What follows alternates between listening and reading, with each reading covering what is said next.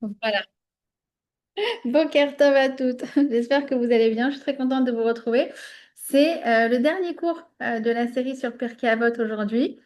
On réfléchira ensemble quel séminaire, quel sujet on fera l'année prochaine. Sûrement que je ferai un petit sondage voilà, sur le groupe. Comme ça, vous déciderez avec moi.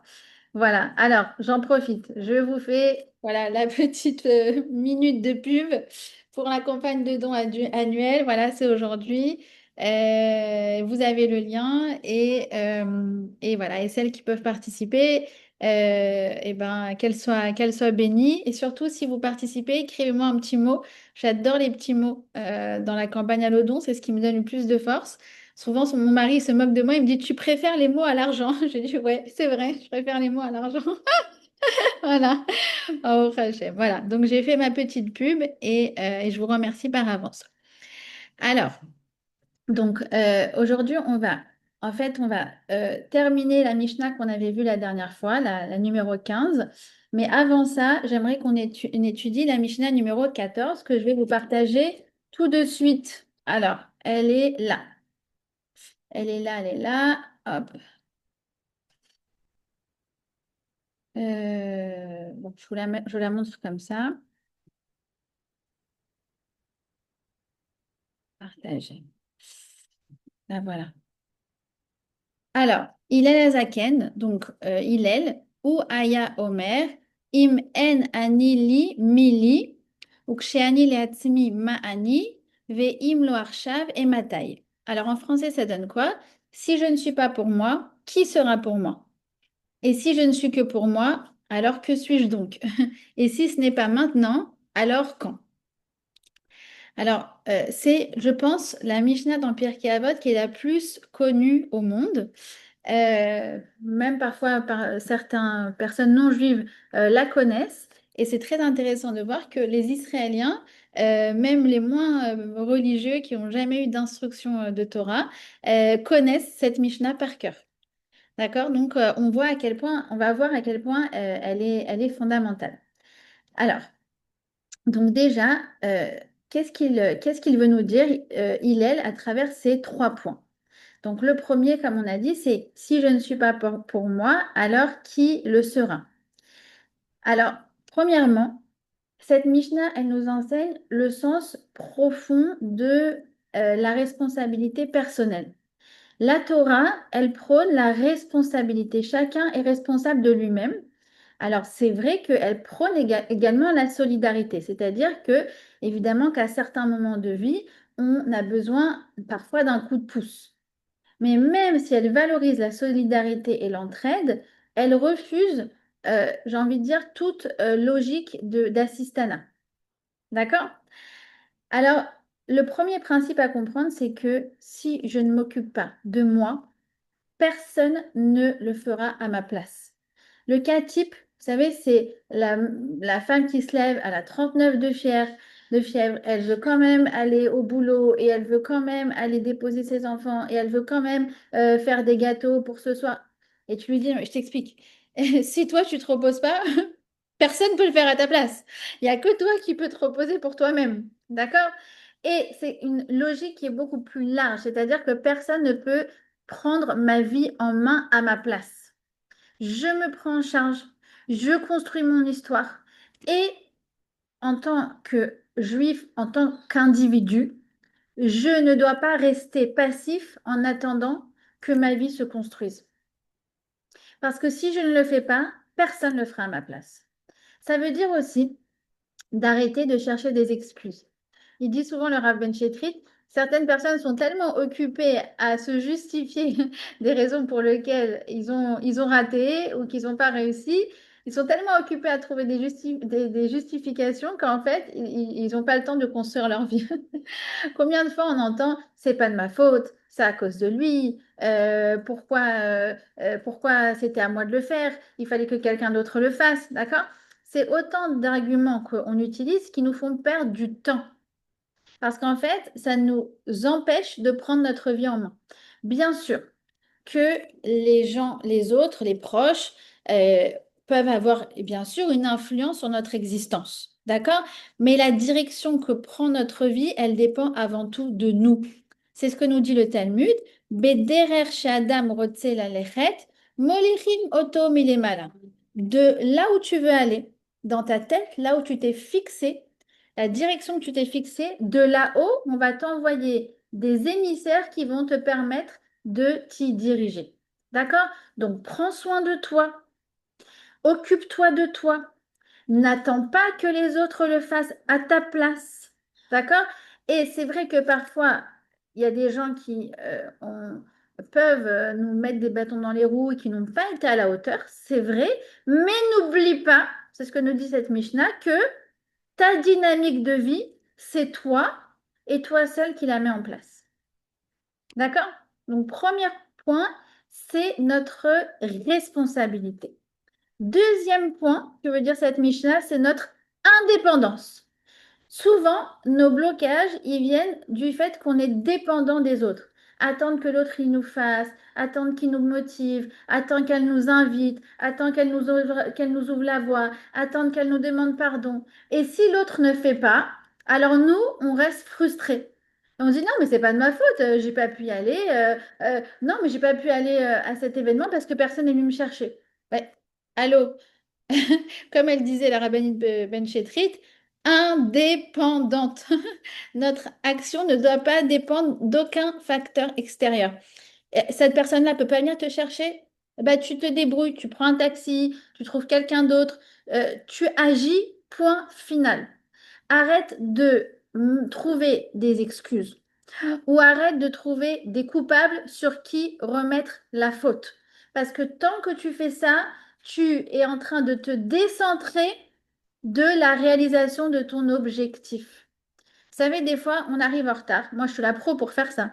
J'arrive en retard et je fais non, mais c'est à cause, c'est parce qu'en fait, j'étais au téléphone et la personne que j'ai eu au téléphone, elle m'a retenue. Non, c'est pas de sa faute à elle. Toi, tu savais que tu avais un rendez-vous. Tu aurais pu couper court à la conversation. D'accord? C'est ton rendez-vous, c'est à toi d'être ponctuel, c'est à toi d'être à l'heure. C'est facile de mettre la faute sur les autres, c'est la facilité parce que du coup, c'est bon, c'est bien, c'est facile. On a quelqu'un sur qui remettre la faute, on n'a pas besoin d'assumer. D'accord? Et ce travers-là, eh ben, cette Mishnah, elle ne veut pas qu'on tombe dedans. Vous avez compris? Ou bien, par exemple, à l'école, une maîtresse, on pense qu'elle ne prend pas assez la défense de notre enfant.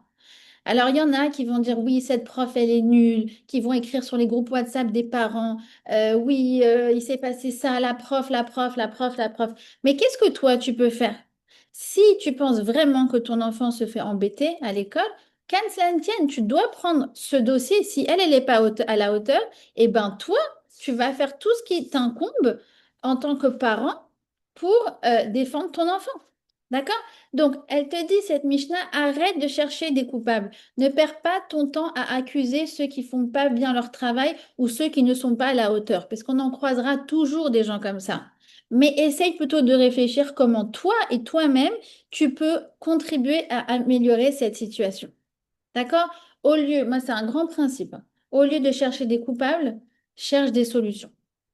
Vous savez, ça m'est arrivé là il y a une semaine quand j'étais à Paris.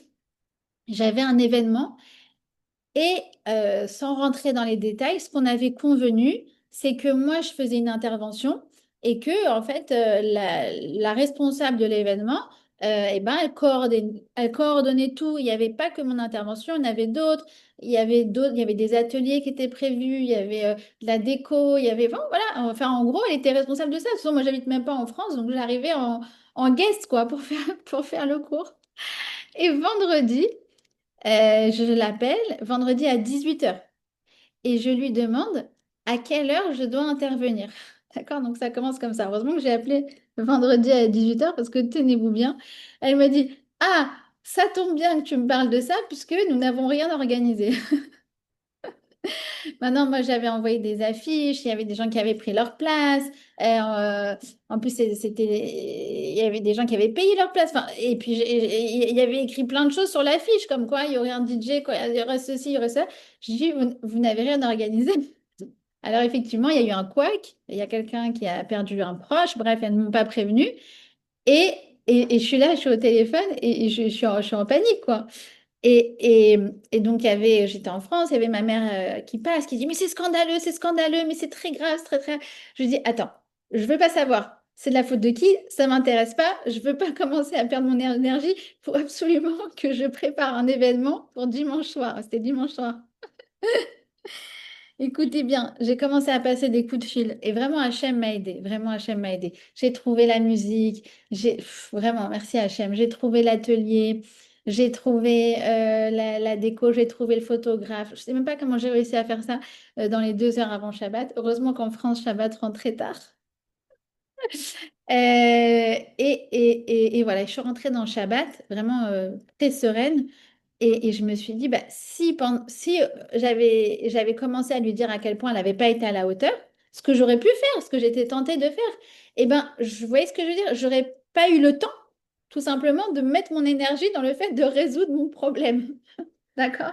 Donc, au lieu de dire en quoi cette personne, elle a manqué de sérieux, ou voilà, eh ben, en fait, j'ai dit, bon, ok, on va pas chercher les coupables, on va chercher des solutions. D'accord? Et enfin, Im en anili mili, si je ne suis pas pour moi, qui le sera? Il y a une explication des gentillelles. Il y a une explication un peu encore plus profonde qu'on a rapportée dans le livre sur la rabbinite Nathalie Benchetrit. C'est que en fait, quand un événement nous déstabilise ou qu'une personne nous manque de respect ou manque de sérieux, alors, effectivement, notre réaction spontanée, c'est de faire la victime. Et c'est très facile. Et on peut facilement chercher des coupables. Le problème, c'est que quand on cherche des coupables, eh bien, on ne fait pas notre travail intérieur. Or, comment elle disait Nathalie Benchetrit, elle disait Hatikun urak etzli. Le travail, il m'incombe à moi et à moi seul. C'est-à-dire que il faut mettre nos lunettes de Emouna. Si une situation nous arrive, si une situation nous dérange, c'est qu'en réalité, elle vient travailler un point en nous ça vient toucher, pardon, un point en nous qui demande à être travaillé. L'autre personne, c'est pas un ennemi, c'est pas quelqu'un qui méchant qui ne veut foncièrement du mal. C'est un messager envoyé par Akadosh Baruch Hu pour nous permettre de révéler une nouvelle facette de nous-mêmes que nous n'aurions jamais explorée sans lui. Donc l'événement ou la personne ou le problème ne sont en fait que des acteurs qui jouent un rôle pour nous permettre de faire grandir. Et elle disait comme ça que euh, pour nous aider à voir les choses de cette façon-là, puisque c'est le Hémet, il faut les imaginer que c'est comme des acteurs de théâtre. Ils viennent, ils ont leur costume, ils nous font voilà, tout ce qui nous énerve. Ah là là. Et ensuite, à la fin, ils retirent leur costume à la fin du spectacle et ils viennent nous saluer. Ils nous disent bravo, t'as bien agi et sache que j'étais ici sur scène pour toi, pour t'aider à évoluer, pour t'aider à découvrir et réaliser la meilleure version de toi-même.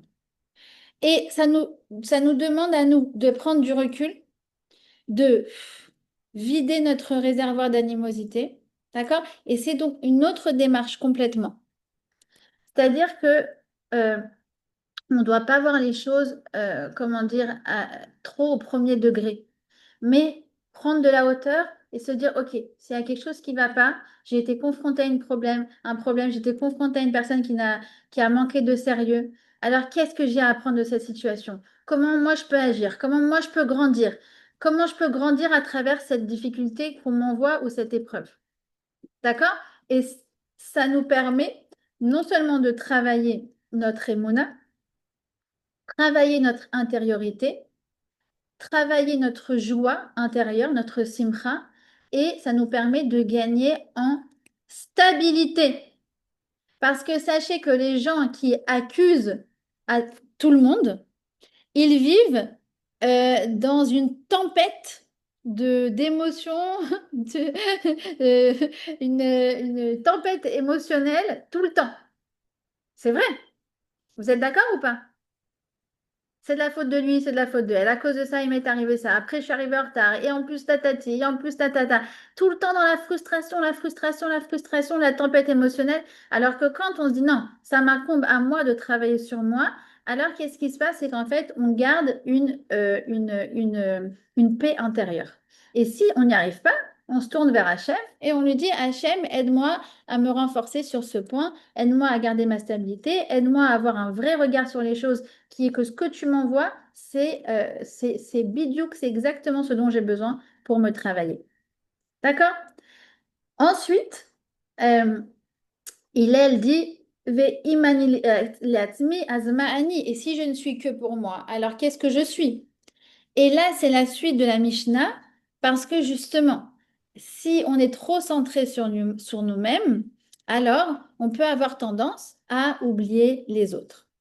Certaines personnes savent très bien prendre leur vie en main, d'accord? Et bien, au Hachem, ils réussissent, et ils réussissent matériellement, ils réussissent professionnellement, mais si tout leur investissement est tourné vers eux-mêmes, alors il manque l'essentiel, d'accord?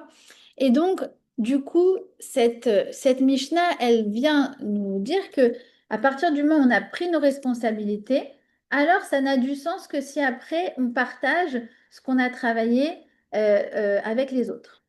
Alors, je vous raconte une histoire qui est dans ce livre. Alors, je pense que je vous en ai déjà parlé. Vous l'avez déjà vu. Est-ce que vous avez vu comme il est abîmé chez moi, comme il est voilà, dans tous les sens? Parce que c'est un de nos livres préférés. Et chez nous, on le lit de 7 à 40 ans. D'accord? C'est à peu près tous les âges qu'il y a à la maison. Ça veut dire à partir du moment où c'est lire jusqu'au plus vieux de la maison. On est fan, vraiment fan. Et donc celui-là, c'est comme j'ai dû vous le montrer, c'est sur Pirkei Avot. Et la manière dont elle illustre, c'est très très beau. Je ne sais pas si c'est une histoire vraie. Je pense que oui. Oui, oui, c'était une histoire vraie. C'est un premier jour d'école. Il y a donc tous les enfants qui commencent à s'asseoir. Vous savez que premier jour d'école, en général, on prend la place pour au moins le premier trimestre. D'accord? Donc, c'est important à côté de qui on va être. Il y en a qui se mettent d'accord la veille, qui s'appellent, on va être ensemble, etc. Et il y a un garçon qui est très populaire, il est très apprécié de tous, et il ne s'assoit pas tout de suite. Il attend que tout le monde s'installe, et à ce moment-là, il dirige son regard vers un enfant qui est assis seul.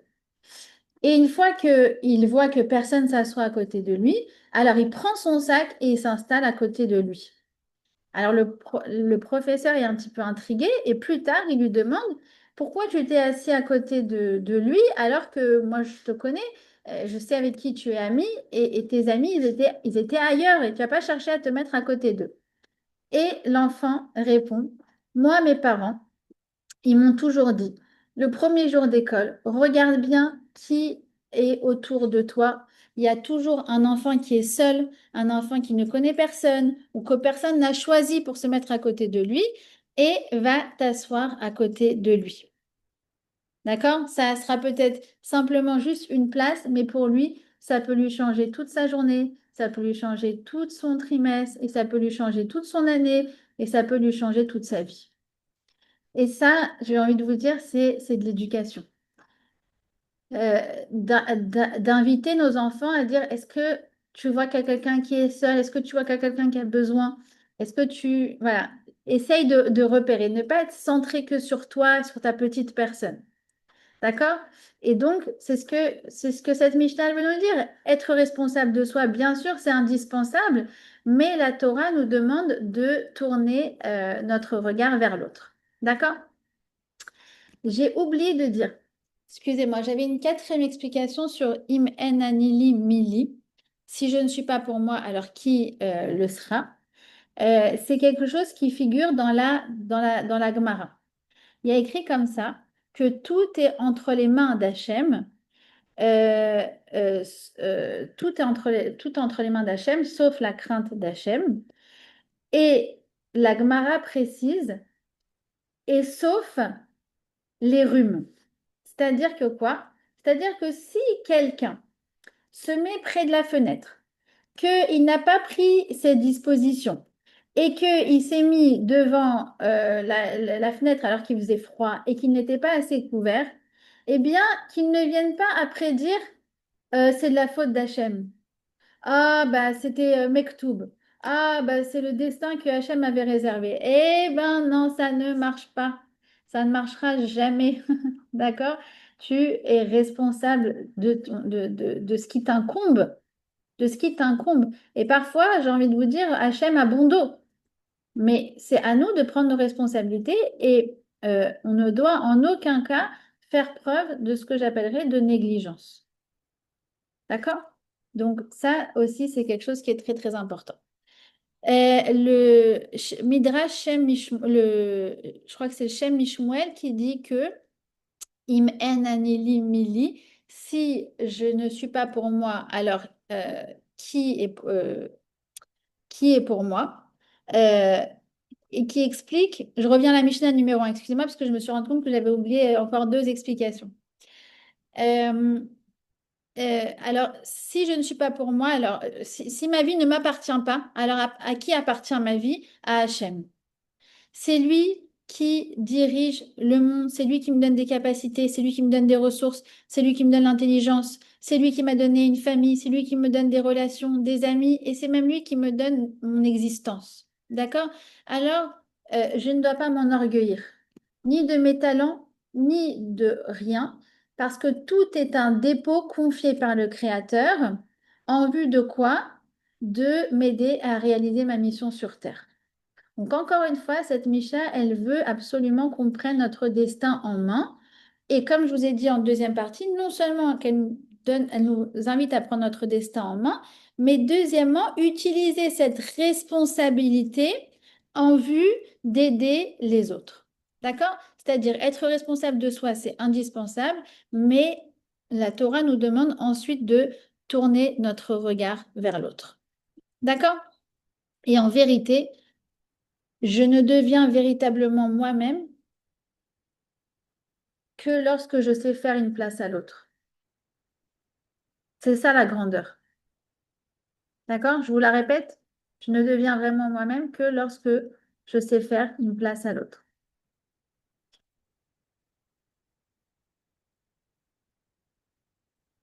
Ok. Alors, ensuite, il dit comme ça, Ve'im lo arshav et ma taille. Et si ce n'est pas après maintenant, alors ça sera quand? Alors ça aussi, vous savez, on a ouvert le cours en disant on peut toujours trouver des excuses, on peut toujours trouver des coupables, et de la même façon, on peut toujours trouver des bonnes raisons de repousser. Oui, je le ferai plus tard, oui, quand j'aurai le temps, oui, quand j'aurai des meilleures conditions, quand j'aurai déménagé, quand je me serai mariée, quand ma fille va se marier bientôt, tatati tatata. Le problème du bientôt, c'est que il n'arrive pas souvent bientôt. Donc, ce que je peux faire aujourd'hui, je dois le faire aujourd'hui. Une parole que je veux dire à quelqu'un. Je dois demander pardon à quelqu'un. J'ai une mitzvah à accomplir. J'ai un don à faire sur la campagne Allo Don. C'est aujourd'hui un projet à lancer, une décision à prendre. Notre inconscient, il cherche la facilité et donc il nous pousse à trouver des raisons de remettre au lendemain. D'accord?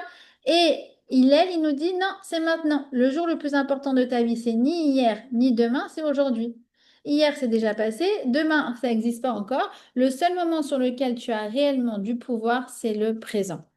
Et sur ce, j'aimerais vous rapporter une petite histoire qui est arrivée à un homme qui travaillait pour l'agence juive et qui s'appelait donc Shlomo Ben Dahan. Et Shlomo Ben Dahan, eh bien, qu'est-ce qu'il faisait? Il aidait les Juifs d'Afrique du Nord à immigrer en Israël, et notamment les Juifs du Maroc. Mais ce qu'il faut savoir, c'est que pendant une longue époque, le gouvernement marocain n'autorisait pas les Juifs à quitter le pays, et donc il fallait planifier des opérations secrètes pour les faire venir en Israël. Et donc, ce Shlomo Ben Dahan, qui était donc responsable de ce projet à l'agence juive, avait donc, si vous voulez, planifié une opération d'immigration de l'une des villes du Maroc. D'accord? Et ce qui devait se passer, c'est qu'ils avaient tout convenu Ils s'étaient échangé des télégrammes secrets, etc. Ils avaient convenu d'un jour où ils devaient arriver en pleine nuit avec un bateau qui était donc rivé sur la côte. Et là-bas, ils avaient convenu que les Juifs qui voulaient monter en Israël, donc il y avait des hommes, des femmes, des enfants, devaient embarquer sur le bateau dans l'obscurité et commencer donc leur voyage pour Eretz Israël. Et donc, Shlomo Ben Dahan et son équipe ont navigué vers le Maroc. Sauf que comme c'était la nuit noire, eh bien, ils se sont trompés de chemin. Ils se sont trompés de chemin. Et en fait, en pleine nuit, au moment où ils ont, comment on dit, amarré, vous me rappellerez, ils ont mis l'ancre, d'accord? Eh bien, ils ont découvert qu'ils n'étaient pas au bon endroit et que en fait la ville où ils devaient initialement se rendre, bah, c'était pas là où ils étaient. Et en fait, à cette heure-ci, ça allait bientôt être l'aurore, et donc ils n'avaient aucun moyen de les joindre, aucun moyen d'y arriver. Et donc ils se sont posé la question, qu'est-ce qu'on va faire? Et ils se sont dit donc, qu'est-ce qu'on fait? Est-ce qu'on revient en arrière? Et là, Shlomo Ben Dahan a dit non, absolument pas. Il est sorti du bateau et il a demandé où se trouvait le Mela le plus proche, le quartier juif le plus proche, de là où ils avaient donc amarré. Et eh bien, on lui a montré. Et en pleine nuit, lui et donc toute son équipe à qui qu'il a fait sortir, les autres agents de l'agence juive, ont commencé à frapper aux portes des maisons juives. Et ils ont dit, Boker Tov, réveillez-vous, on est des envoyés, des shlichim d'Israël, et notre bateau est arrivé ici par erreur, et on doit partir d'ici avant l'aurore, avant que le jour se lève. Il y a un bateau, je vous dis, ça me donne envie de pleurer cette histoire. Alors il dit, il y a un bateau qui vous attend près de la côte, et vous avez quelques minutes pour vous décider si vous voulez monter à bord et partir avec nous. Est-ce que vous voulez donc immigrer en Israël? Et certains ont dit oui. Ils ont fait leur valise. Faut s'imaginer en pleine nuit avec les enfants. Enfin, on imagine la sortie de Pessah, quoi. Qu'est-ce que les femmes, elles ont dû mettre? Elles ont dû mettre, je sais pas, des gâteaux, des couches, je sais même pas. Et en fait, à peine une heure ou deux, le bateau s'est rempli de familles qui avaient rapidement emballé leurs affaires et qui donc avaient saisi cette opportunité d'immigrer en Israël. D'accord? Voilà, c'est ça. Imlo Arshav et Matai, c'est bah, si tu saisis pas les opportunités que la vie t'envoie, eh bien après c'est dommage, ça risque d'être trop tard. Et donc elle nous invite en fait à saisir l'instant présent. D'accord?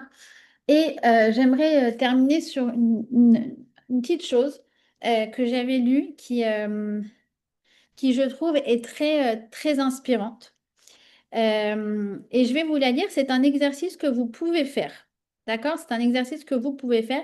C'est 5 questions à se poser qui vont vous permettre de mieux vous connaître et de savoir en fait dans quoi vous pouvez vous lancer et dans quoi vous avez une responsabilité.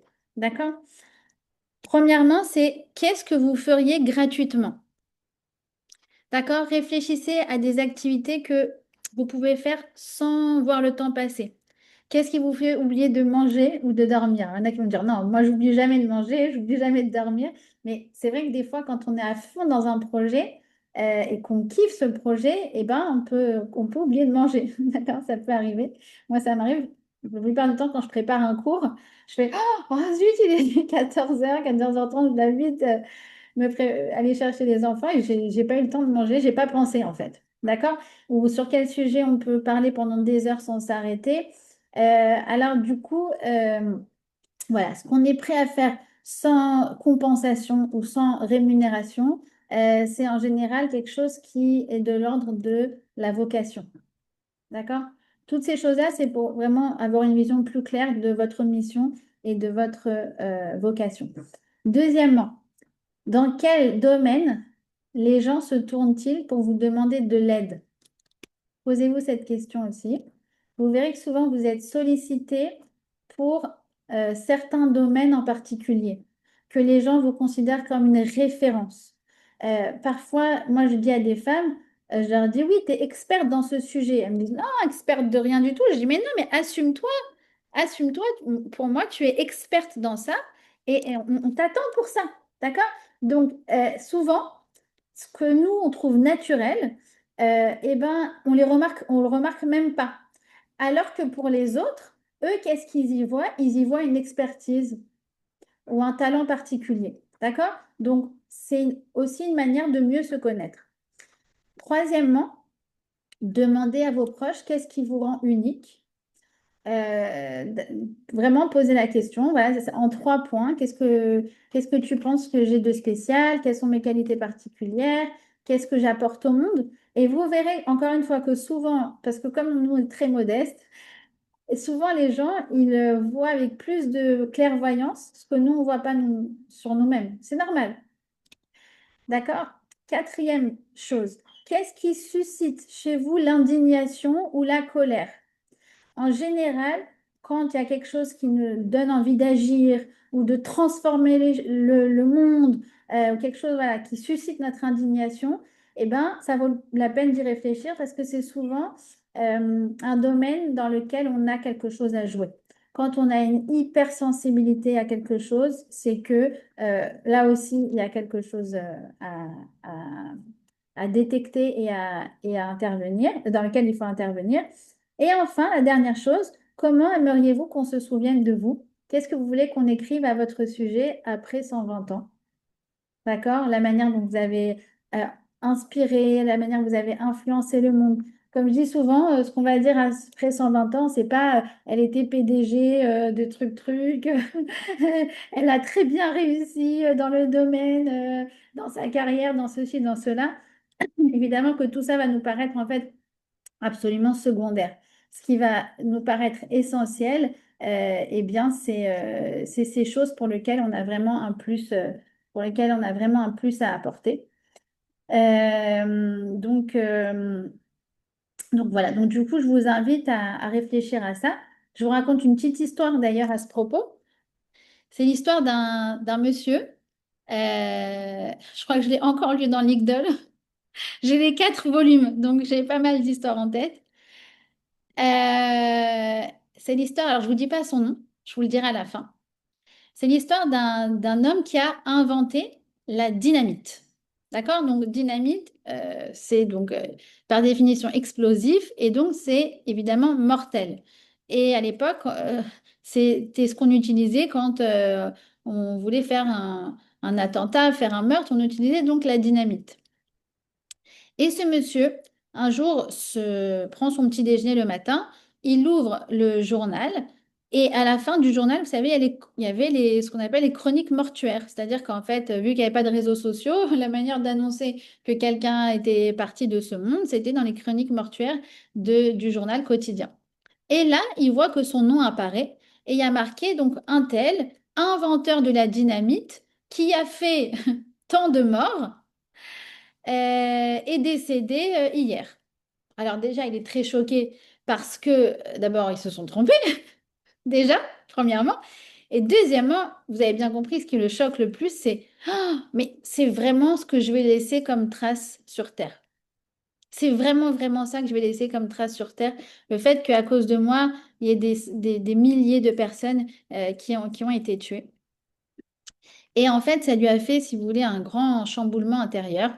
Et il a décidé de monter un système de récompense pour tout ce qui était de l'ordre de l'innovation dans tous les domaines du monde. Et comment s'appelait cet homme? Il s'appelait Monsieur Nobel. C'est l'inventeur du prix Nobel. Voilà. Et en fait, quand est-ce qu'il a inventé donc ce prix Nobel pour contribuer, pour que les gens soient motivés à avancer dans tous les domaines de l'existence, que ce soit la médecine, que ce soit la physique, la chimie, l'économie, la paix, la pensée, tout ce que vous voulez. Eh bien, c'est cette histoire où il s'est rendu compte que ce n'était pas ça, la trace qu'il voulait laisser dans ce monde, la trace qu'il voulait laisser dans ce monde, c'était d'avoir aidé le monde à avancer. D'accord? Alors maintenant, donc, on va pouvoir terminer avec la dernière Mishnah qu'on n'avait pas fini la dernière fois. Je vous la remets. C'est la Mishnah numéro 15. Et la voilà. Donc, on avait déjà expliqué, donc Shammai, on avait déjà parlé de Shammai, vous vous souvenez, on avait dit qu'il était beaucoup plus bienveillant que ce qu'on avait tendance à croire. Et il dit donc à Torah Trakeva, on a déjà étudié ça dans le dernier cours, et Mormead ve'ase arbe, parle peu et agit beaucoup, ve'eve mekabel et kol adam besever panim yafot, et accueille chaque individu avec un visage bienveillant.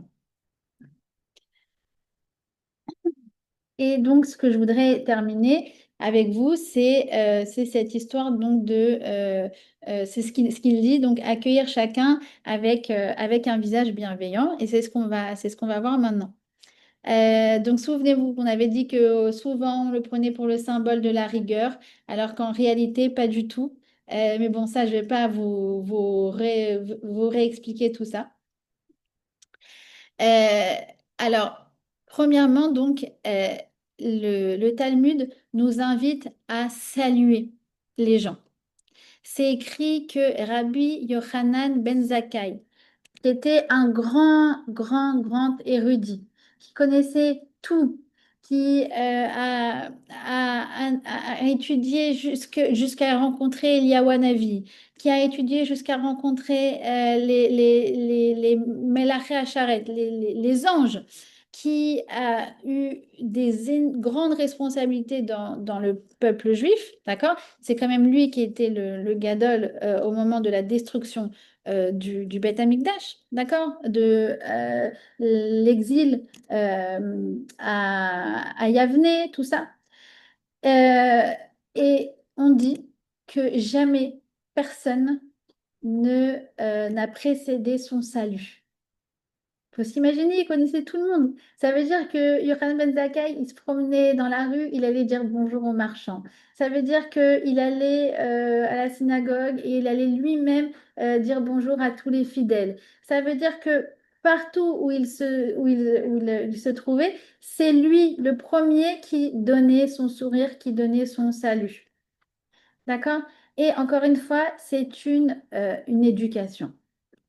Et sur ça, je voudrais quand même, aussi, à parmi vous, certaines jeunes mamans, voilà, ou même certaines grand-mères qui ont une influence sur leurs petits-enfants, je voudrais quand même dire que c'est important d'apprendre aux enfants à dire bonjour. C'est quelque chose, moi je suis désolée, hein, je suis effarée. Je me rends compte que cette nouvelle génération, on ne leur a pas appris à dire bonjour. Et pour moi, c'est très bizarre, quoi. C'est très choquant, je vous dis la vérité. Personnellement, quand j'arrive à la synagogue, c'est moi qui va dire bonjour à tous les enfants. Je les croise, bonjour un tel, bonjour un tel. La moitié ne répondent pas. Et je leur en veux pas. Vraiment, je leur en veux pas. Mais je me rends compte à quel point les nouveaux parents oublient cette base qu'un enfant doit dire bonjour.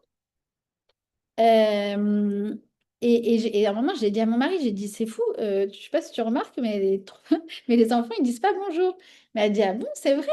Et alors, il descend comme ça, là où il y a les enfants, et puis il fait un test. Alors, il dit, bonjour un tel, bonjour un tel, bonjour un tel. Et les enfants ne répondaient pas. Alors après, il s'est pas gêné. Il a été voir les parents, il leur a dit, il faut apprendre à vos enfants à dire bonjour. Encore une fois, pas parce qu'on les juge mal ou pas parce que ça nous a vexé, on va pas le prendre personnellement, c'est des enfants. Mais ça nous a fait de la peine de se dire, mais tu te rends compte que en fait, on leur a pas appris le B à bas. Et donc, il a été voir les parents un an, il fait, tes enfants, il faut leur apprendre à dire bonjour. Tes enfants, il faut leur apprendre à dire bonjour. Donc, dis bonjour, dis merci. Je sais pas, le merci, je sais pas, j'ai moins l'occasion. Oui, c'est vrai. En général, de toute façon, quand on leur distribue les bonbons, on attend qu'ils disent merci pour avoir les bonbons. Et comme ils sont très motivés à avoir les bonbons, alors ils nous disent merci. D'accord? Donc, en général, le merci, on l'a. Mais le bonjour, Je me rends compte que c'est pas quelque chose d'évident. Et donc, on doit essayer au maximum de saluer en premier. C'est un grand niveau de saluer en premier. Et c'est écrit comme ça que dans le traité Brachot, c'est écrit que si quelqu'un nous salue, mais que l'on ne répond pas, alors on est appelé voleur. Pourquoi? Parce que en général, euh, enfin, souvent, on n'a rien d'autre à donner que notre sourire. Donc, même si ça, si on ne l'a pas donné, alors que c'était quelque chose de base, alors on est en quelque sorte volé. D'accord? Alors, j'imagine que parmi vous, personne n'aurait cette indélicatesse de ne pas répondre à un salut. D'accord? Mais il arrive que parfois, il y ait des gens qui sont un peu, euh, euh, voilà, on se voit, on a été vexé d'un quelque chose, on a été un peu euh, blessé, ou il y a une petite susceptibilité, ou parfois on est un peu timide. D'accord? Alors, c'est bien de faire le premier pas. C'est vraiment bien de faire le premier pas, de aller dire bonjour, aller saluer, offrir de la considération à l'autre et le cavote qui le revient en tant qu'être humain. D'accord? Et ça, c'est dire bonjour à tout le monde. Mon mari, il se moque de moi parce qu'il m'appelle Amélie Poulain. Parce que moi, quand je vais au supermarché, je salue tout le monde. Je connais en général le prénom de toutes les caissières. Bon, voilà, c'est encore une fois, c'est une éducation, hein, c'est vraiment une éducation. Mais ce que cette Mishnah, quand elle nous dit accueille chacun avec un sourire, c'est qu'elle nous dit ne sois pas dans une stratégie hiérarchique ou relationnelle. Ah, il y a le président de, le VIP de machin, et puis les gens qui sont entre guillemets en dessous de moi dans l'échelle sociale, je leur dis pas bonjour, c'est pas juif, c'est pas juif. On dit que le Rav Ovadia Yosef, quand il venait, donc vous savez, pendant 20 ans, 25 ans, je crois, il a donné un cours le samedi soir qui était retranscrit à la radio. À l'avant, c'était une grande invention, innovation technologique que son cours soit retranscrit. Les personnes qui ont déjà vu, donc déjà assisté à l'émission en direct, racontent que le Rav Ovadia Yosef, quand il arrivait, il disait bonjour à tout le monde, tous les gens de la technique, et ils connaissaient leurs prénoms et il leur faisait des brachot. Vous voyez ce que je veux dire? C'est ça être juif. C'est ça ouvrir le regard. C'est aussi im en anili milik. Si je suis, pardon, c'est aussi im ani rak leatzmi azmani. Si je suis que pour moi, alors qu'est-ce que je suis? On nous invite vraiment à sortir de l'égocentricité, à sortir de ce calcul de qui est plus ou moins dans l'échelle sociale, à sortir parfois de nos conventions, à sortir parfois de notre côté étriqué, sortir parfois de notre timidité pour ouvrir notre regard et notre salut sur l'autre. D'accord? Et souvent, c'est ce que quand il y a des filles qui me demandent, par exemple, en chidour ou en date, euh, alors elles me disent, qu'est-ce que je dois regarder? Alors, je leur réponds, regarde comment il parle au serveur. Parce que, par définition, avec toi, forcément, il est en date, il est en chidour. Évidemment que normalement, il est dans une stratégie de séduction. Mais avec les autres, qui, parfois, il peut ressentir qu'ils sont plus bas dans l'échelle sociale, comment il va se relationner?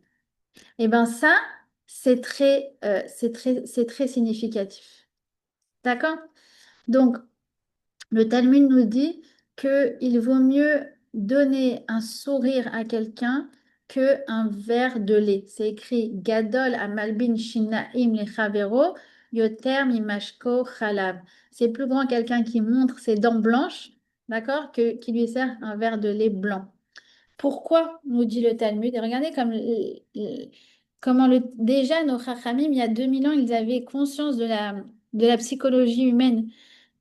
Parce que chaque sourire que l'on fait à quelqu'un, écoutez bien, chaque sourire que l'on fait à quelqu'un, il reste gravé dans son inconscient éternellement. Comment un enfant se construit? Un enfant se construit avec toutes les fois où on lui a donné de l'attention. D'ailleurs, écoutez, c'est un truc incroyable. Vous savez que quand un enfant, on lui parle à lui dans une langue, alors il apprend cette langue. Il apprend de manière passive, il l'apprend. Par contre, quand il entend deux individus parler entre eux dans cette langue, il n'apprend pas cette langue. C'est-à-dire qu'en fait, il va retirer comme information, intégrer comme information ce qui est tourné vers lui. À partir du moment où on s'est adressé à lui dans un langage, ça rentre dans le nefesh. Mais si ce n'était pas adressé à lui, alors ça ne vient pas pénétrer. D'accord? Ça vient de ce qu'on appelle le fait que les enfants, ils ont ce qu'on appelle en psychologie une approche égocentrique des choses. Et on le voit, vous savez, quand le fameux jeu de on joue à cache-cache, lui, il fait comme ça et il dit personne me voit, personne me voit, alors que tout le monde le voit. Mais comme lui, il voit pas, alors il a l'impression que personne ne voit. Et en fait, cette approche égocentrique, c'est que quand on s'adresse à lui, quand on lui parle à lui, alors ça le touche. Mais il faut que ce soit lié à lui pour que ça le touche. C'est pour ça que souvent, vous remarquez que vers l'âge de 3, 4, 5 ans, quand il commence à s'ouvrir au monde, qu'il n'a plus ce côté 100% égocentrique. D'accord? Euh, Plus il s'approche de la naissance, plus il est égocentrique, et plus il s'en éloigne, plus il commence à avoir une ouverture vers l'autre. Vous remarquerez que quand les parents parlent entre eux, il adore s'immiscer. Pourquoi? Alors souvent les parents disent, oh là là, vraiment, on n'arrive plus à parler, à chaque fois il vient, à chaque fois il se mêle, à chaque fois il pose des questions, aucun rapport, alors que nous, on a besoin de parler. Mais pourquoi? Parce qu'en fait, ça l'embête que les parents, ils parlent entre eux indépendamment de lui.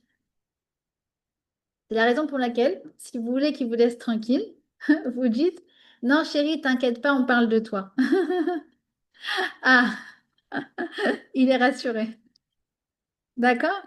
Et en fait, comment donc on nourrit le nefesh, comment on nourrit le fait que quelqu'un sent qu'il a de l'importance, quelqu'un sent qu'il a de la valeur, c'est avec le sourire. Vous savez, je dis souvent qu'on a un grand Yetzer Hara, de quoi, quand on est dehors, à la maison, au boulot, avec les copines, on sourit, on sourit, on sourit, on sourit. Arrivé à la maison, nous avons cette tendance à mettre ce que j'appelle le masque de Mshenfa. On est énervé, on ne sait plus pourquoi. On est énervé, on est énervé, on est énervé, on est énervé. Alors que le sourire, par définition, il nourrit. Et il nourrit particulièrement nos proches, d'accord? Qui sont quand même, quand on dit Eve et kol adam besever panim yafot, accueille chacun avec un sourire, évidemment que ça s'adresse en premier aux gens de la maison, le conjoint, les enfants, les proches. Je vous ai déjà dit l'importance d'accueillir quelqu'un à la maison quand un enfant arrive. Alors, souvent, moi, qu'est-ce que je faisais? Ah, non, jette pas ton sac, va mettre tes chaussures là-bas. Attention, tu vois bien que je viens de ranger là. Et, et en vérité, est-ce qu'on accueillerait un étranger comme ça? Imaginez Tata Perla, d'accord? Tata Perla, 75 ans, qui vient nous rendre visite. Est-ce que je lui dirais, Tata, mets tes chaussures, pose-toi, attention, le sol. Je dirais, bonjour, assieds-toi, comment ça va? Le sourire. D'accord? Alors, a fortiori, si pour Tata Perla, je le fais, alors pour mon enfant qui vient d'arriver, pour qui la maison devrait être voilà, un havre de paix, même si parfois c'est très agité, comme dans toutes les maisons, Dieu bénisse, d'accord? Mais ce moment de l'accueil, il est fondamental. Le Rav Jacobson, il explique que l'accueil, ça vient en fait donner la teneur de tout le tissu relationnel et émotionnel au sein des gens de la maison. D'accord? Donc c'est très très important. Et souvenez-vous qu'il y a cette tfissa égocentrique, cette approche égocentrique qui est que eh bien, c'est intéressant de voir que même les enfants un peu plus grands, il faut faire attention quand on, par exemple, on est contrarié, et ben, malgré tout, il aura toujours un peu l'impression que c'est de sa faute. D'accord? Et même si parfois on explique, voilà, c'est une perception très primaire des choses que si j'ai quelqu'un en face de moi qui me shunne, qui est antipathique, j'ai toujours l'impression que c'est parce que moi j'ai fait quelque chose de pas bien. C'est vrai. Et c'est un vrai travail à faire. Moi, parfois, vous savez, Baruch Hashem, on accueille du monde à la maison le Shabbat, des fois des gens qu'on ne connaît pas qui m'écrivent, et bien sûr, chacun un Baruch Haba. Et il y a des fois des gens très sympathiques, des gens qui sont moins sympathiques. Et moi, au début, j'ai il n'était pas sympathique, je suis sûre qu'il n'a pas kiffé, ou on a peut-être fait quelque chose de travers. Mais ça y est, j'ai appris à me détendre. Si tu veux être antipathique, c'est ton problème, c'est pas le mien. D'accord? Mais ça demande beaucoup de maturité de se dire que si l'autre est de mauvaise humeur, c'est pas de ma faute et que moi, j'ai rien à voir avec ça. D'accord? Bien sûr qu'on se pose la question, est-ce que j'ai pas fait une gaffe ou une indélicatesse? Mais si on ne trouve pas, bah, en fait, je vais pas me remettre en question jusqu'à 150 ans et me culpabiliser alors que moi, j'ai rien à voir avec ça. Si tu veux être antipathique, c'est ton problème. D'accord? Alors, encore deux petites histoires pour illustrer tout ça.